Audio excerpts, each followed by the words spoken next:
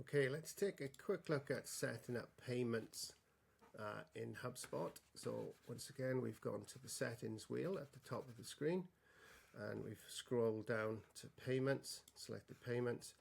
And we've just got a couple of things to set here. A lot of the payment stuff in HubSpot is actually in the commerce section itself rather than within payments. It's just selects how your checkout looks, how the payment experience looks, what you've got available to your users. Okay, so the first setup allows you is based on the payment method that you've chosen. Based on the currency that you've chosen in your portal. So this will show you by default what you can accept. So in ours, with the currency set to the GBP, Great Britain pound, we can accept a credit or a debit card payment or a BACS payment. You can switch these off if you don't want them, but they're defaulted on because of the currency.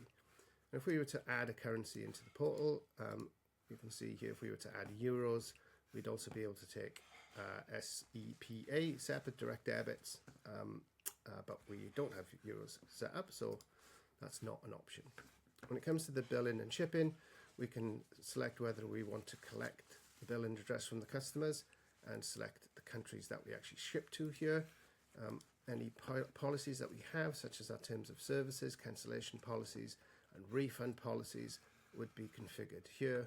And then from an advanced setting perspective, we can set to pre-fill out fields at the checkout because we know who the person is because they're a contact in our CRM. To turn on reCAPTCHA for increased fraud prevention. This is if you have reCAPTCHA Enterprise, obviously. And we can also add customer checkout activity to the Google Analytics integration by switching that on here as well. So that just gives a fuller picture to Google so we can see what's going on. When it comes to the notifications, we're going to be able to send somebody a payment failed, a payment reminder, or a subscription cancelled notifications. You can see the ones that we've got set up. And then you've got your public business information here as well, which you need in order to be able to do what you're doing to collect the payments. So that's it really. You can, from here, go to Commerce Home, manage your payment links, view the commerce fees, and disconnect Stripe once you've got Stripe connected.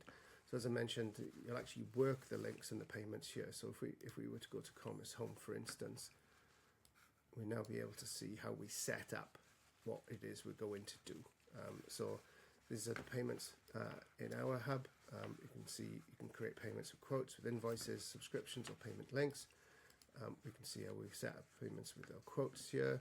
These are the quotes themselves.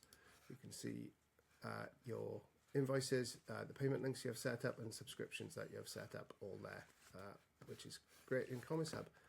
But from the setting up the payment perspective, then that's it. That's what we need to do. We'll choose the methods that we are going to collect at the checkout, and we set our notifications to ensure that we're communicating properly with our customers. And that's it.